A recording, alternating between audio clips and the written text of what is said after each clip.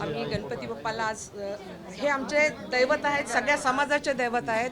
त्यांना आम्ही साकडं घातले की आमच्या महाराष्ट्राचे मुख्यमंत्री देवाभाऊच बनावे, लाडक्या बहिणीचे भाऊ देवाभाऊ मुख्यमंत्री बनावे, यासाठी आम्ही आज गणपती बाप्पाला साकडं घातलं आहे सगळ्या. आणि ही गणपती बाप्पा आम्हाला माहिती आहे की आमची इच्छा पूर्ण करणार आहेत.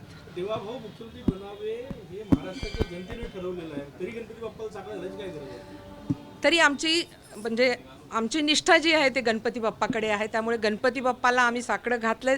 मला माहिती आहे की महाराष्ट्रातल्या जनतेने ही मागणी केलेली आहे, पण आमची मागणी देव बाप्पाला करणंही खूप गरजेचं आहे. त्यामुळे मी आज गणपती बाप्पाला साकडं घालायला आलो आहे. एकनाथ शिंदे यांच्याकडे पण पूजा अर्चना सुरू आहे, देवाभाऊसाठी पण पूजा सुरू आहे.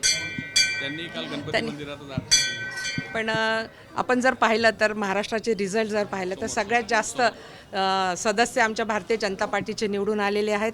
आणि मागच्या वेळेस आमच्या देवाभाऊनी त्यांना मुख्यमंत्रीपद दिलं आहे, कमी संख्या असतानाही मोठं मन करून त्यांना मुख्यमंत्रीपद दिलेलं आहे. तर मला असं वाटतं की आता पण माननीय एकनाथ शिंदेजी आणि अजितदादांनी माननीय देवाभाऊचं मुख्यमंत्रीपद मान्य करायला काहीच हरकत नाही, आणि ही जनतेची मागणी आहे.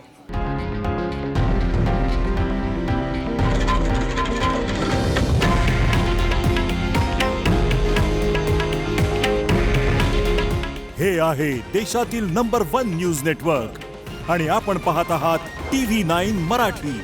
काळजी तुमची, हित महाराष्ट्राचं.